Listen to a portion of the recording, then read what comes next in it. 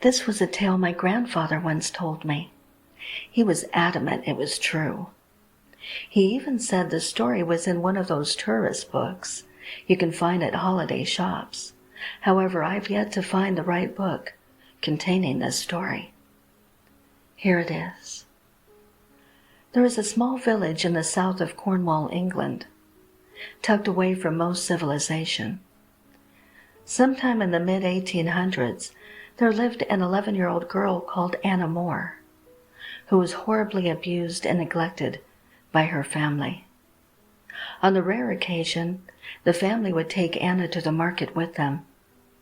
Anna would look around her at all the happy children and loving families. They would carry dolls and have toys in their hands. Their families would love and show them affection. How she longed to be part of a family like that. She would sneak off from her family so she could watch them, even if it resulted in a beating later when her parents realized she was missing and found her. Anna was careful when she watched the families, often hiding behind walls or trees so she wouldn't be seen.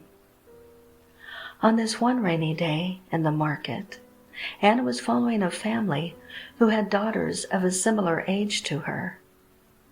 She was watching them play together. She never saw or heard the carriage coming. The carriage struck her. No one noticed her lying on the cold, wet stone road. Not at first, anyway, and especially not her family. It's not known how long she spent dying alone on that road. Many years later, when cameras became more available to the public, families would take pictures of their days out, often as family photos, in this particular Cornish village.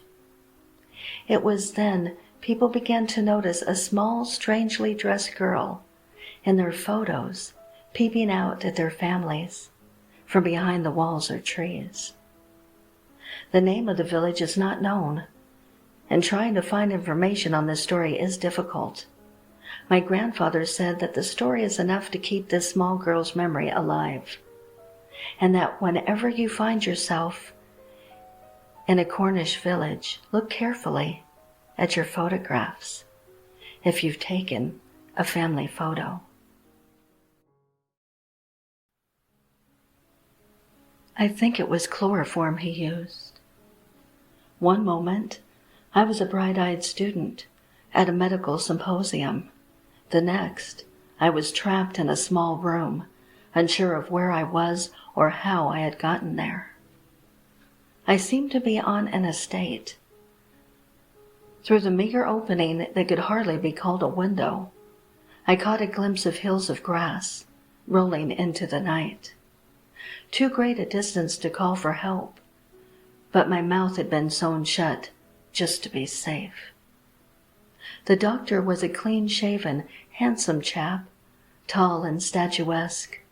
He smiled cordially as he wheeled me into the lab. The others, the women, did not have their mouths sewn shut. He let them scream. He smirked as he cut into their flesh. With a stopwatch, he timed how long it took them to bleed to death, or how long they survived without a particular organ. I was kept alive to be his lab rat.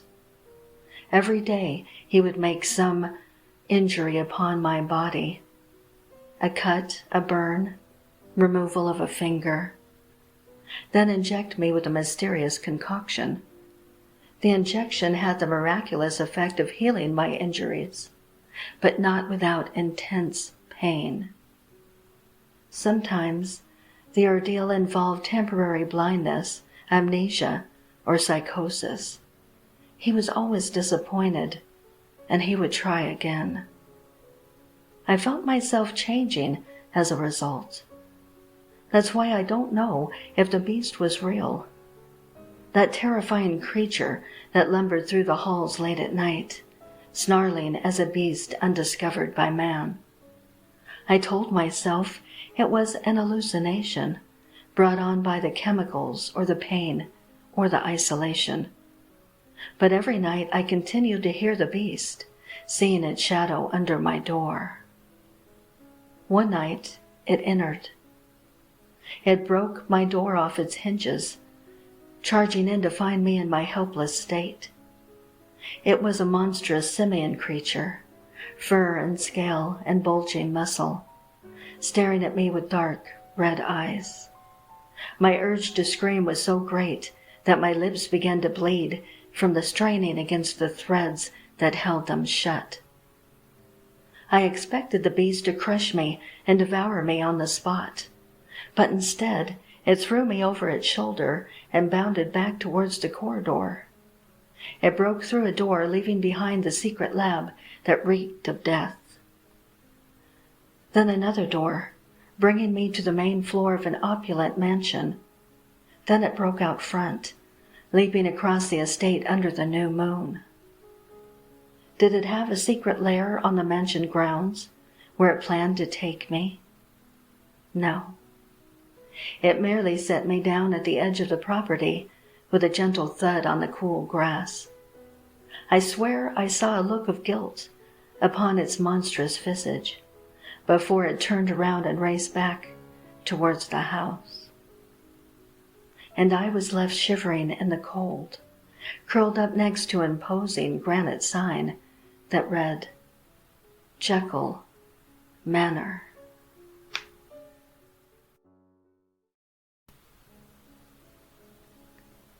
So I recently moved into my new house in a remote area in Cumbria, England.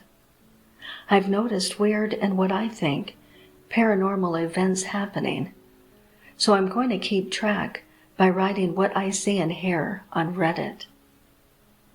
1:04 a.m. I was on my phone in my room when I heard something sprint upstairs and downstairs. I would have thrown it off as my imagination, but my bed shook. I know it did. Then I heard it run back down. I armed myself with a snooker cue I had in the corner. It is the only weapon I have in my room, and searched the house. Nothing. I went back to bed. 1:21 a.m. Once again I was in my pitch-black room on my phone when I look up to see a human-sized white smoke thing. I don't know, an apparition? It walked or floated across my room into the wall. I was dazed. My eyes were stuck on the wall it had just walked through. I kept my light on for the rest of the night. 1:26 a.m. I just heard thunder. But it's impossible. It's not raining and no forecasts nearby have reported any thunderstorms. What the fuck? I'll keep you all updated. This isn't the first time I've experienced stuff like this in my new house. But this is the first time I'm recording them.